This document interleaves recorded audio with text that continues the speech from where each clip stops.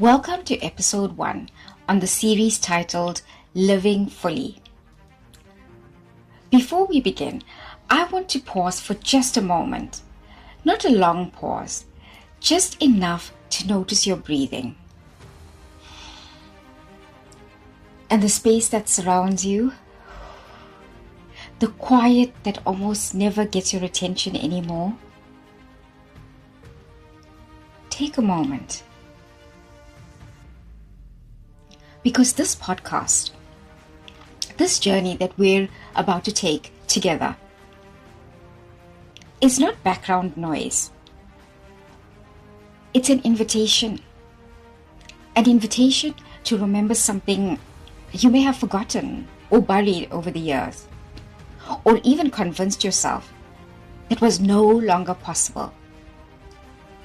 And that is how to feel alive again. Maybe in this moment, there is something inside you that might be feeling restless. And there's a quiet question that's probably been whispering itself to you. And that is this really it?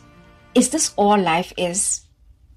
Because let's face it, life today is loud. But it's also strangely empty at the same time. We scroll through other people's moments instead of living our own. We watch stories instead of creating our own stories.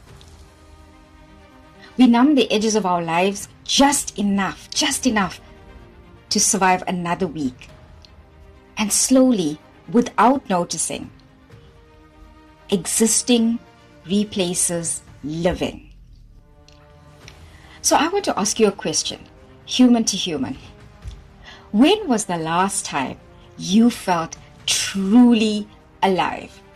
Not distracted, not entertained, not busy, but alive. As the years have gone by, I am often plagued by one question. Where have the dreamers of the world gone to? Not the people who talk about their dreams, but the people who choose to live them, who chase wonder, who risk being misunderstood, who choose experience over comfort, those who refuse to let routine become their entire life story. Because I need you to hear this very clearly, right at the beginning of the podcast. You were not created to manage responsibilities until you die. That's not your fate. There is more inside you than just survival.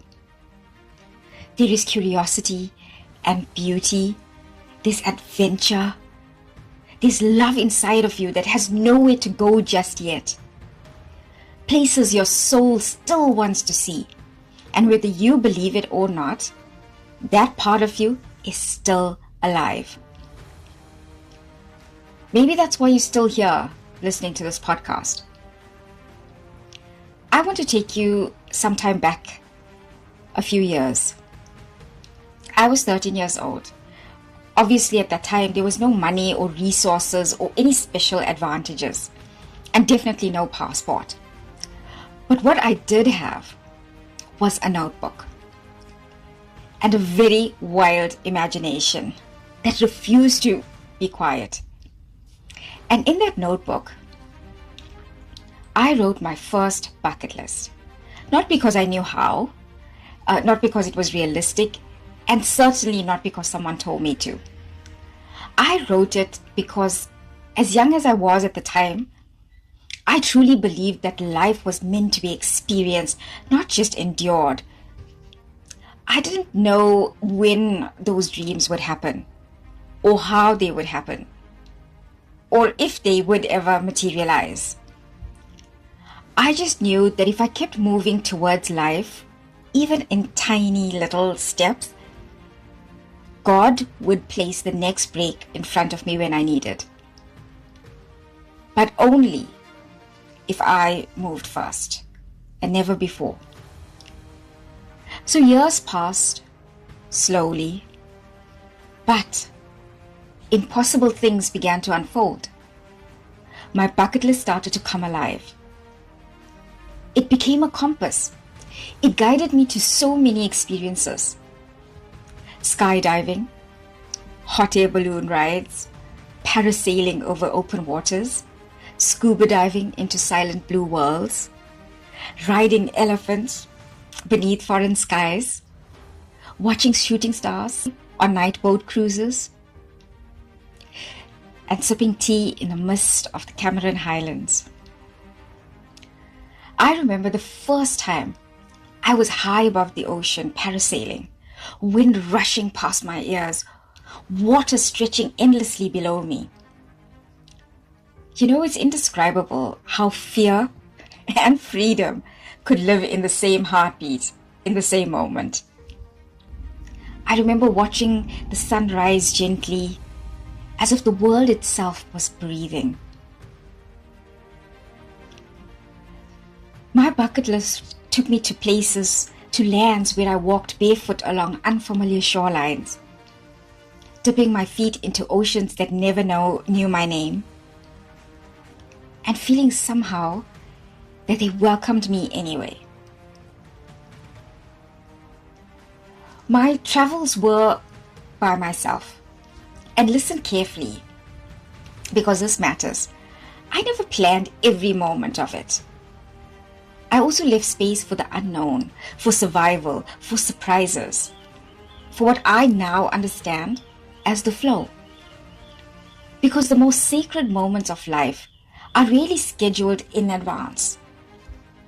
Creating bucket lists or dreaming opened a window for me to experience the world and its people in its truest wonder.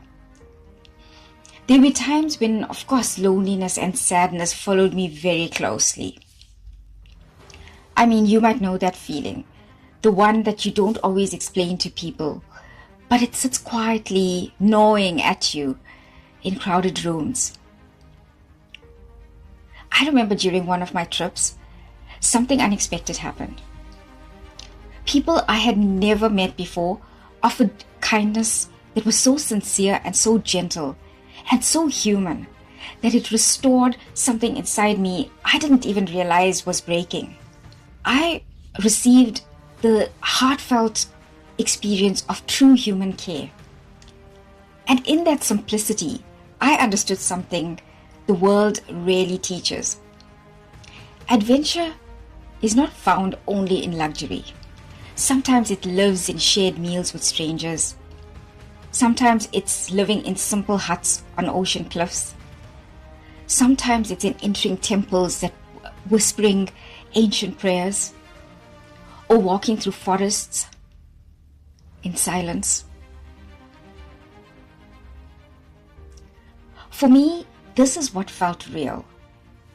Living life based on what moved me from the heart. This is what made me feel alive. So before we go on, this podcast is not really about travel. It's not really about me telling you about how I pursued and accomplished my bucket list. What it is truly about is permission. Permission to want more from life. Permission to break patterns that keep you small. Permission to choose joy without feeling guilt. Permission to trust that beauty can exist even after pain. Permission to believe that God can actually meet you on the road after you take that first step. If you've listened to my other podcasts, you would know life has not been painless for me. It hasn't been simple. And it was not an easy life to explain to people. But one thing is true. I did not live in regret. And that is what I want for you too. So over the next 3 episodes, we're going to go deeper. We're going to talk about the patterns that quietly trap us from fully living, and then the courage that it takes to break them. And we will also delve into the mystery of surrender and flow, and how to reach the end of your life without the heavy weight of regret. Because living fully It's not just luck. It's a choice. And it's a choice that is made again and again and again. So thank you for joining me on the first episode of Living Fully. I look forward to seeing you in episode 2.